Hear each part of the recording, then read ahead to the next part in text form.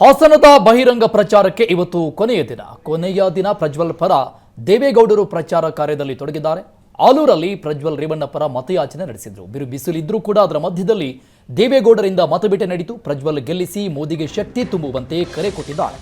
ದೇವೇಗೌಡರಿಗೆ HK. Kumaraswamy, Manjegowda ಕೂಡ ಸಾಥ್ ಕೊಟ್ಟರು.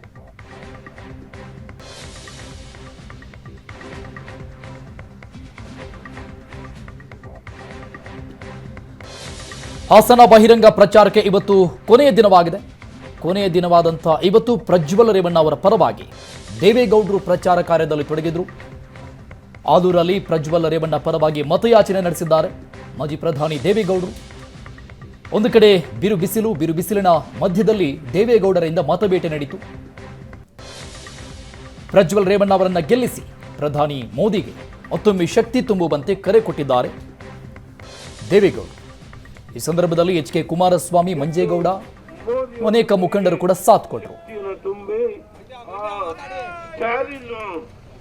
ಹೇಳ್ತಾನೆ ಕಾವೇರಿ ನೀರನ್ನು ನಾನು ಕೊಡೋದಿಲ್ಲ ಅಂತ ಹೇಳಿ ಮೇಕೆದಾಟನ ಕಟ್ಟಿ ನಿಮ್ಮನ್ನು ಬರ್ತೆ ಪ್ರಯತ್ನ ಮಾಡೋ ನೀವು ಯಾವುದೇ ರೀತಿಯಾದಂತ ಪ್ರಚಾರ ಹಾಸನದಲ್ಲಿ ನಾಟ್ ಆಲ್ ಕೆಲವು ವ್ಯಕ್ತಿಗಳು ಭಾರತೀಯ ಜನತಾ ಪಾರ್ಟಿ ಅವರು ಕೋಆಪರೇಟ್ ಮಾಡ್ತಾ ಇದ್ದಾರೆ. ನಾನು ಇದನ್ನು ಗಮನದಲ್ಲಿಟ್ಟುಕೊಂಡೇ ಹೇಳಿದ್ದೇನೆ. ಕಾವೇರಿ ಬೇಸಿನ ಎಲ್ಲ ಸ್ಥಾನಗಳನ್ನು ಗೆಲ್ಲಲಿಕ್ಕೆ ಸಾಧ್ಯ. ಈಗ ಮಂಡ್ಯದಲ್ಲಿ ಸುಮಲತಾ ಅವರು ಕುಮಾರಸ್ವಾಮಿಗೆ ಕೋಆಪರೇಟ್ ಮಾಡಿದ್ರು. ಅದರಿಂದ ಏನು ಕುಮಾರಸ್ವಾಮಿಗೆ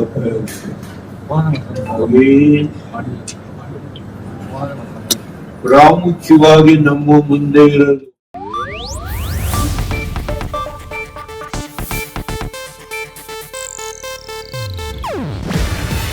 ಇದು ಏಷ್ಯಾನೆಟ್ ನ್ಯೂಸ್ ನೆಟ್ವರ್ಕ್ ಪ್ರಸ್ತುತಿ.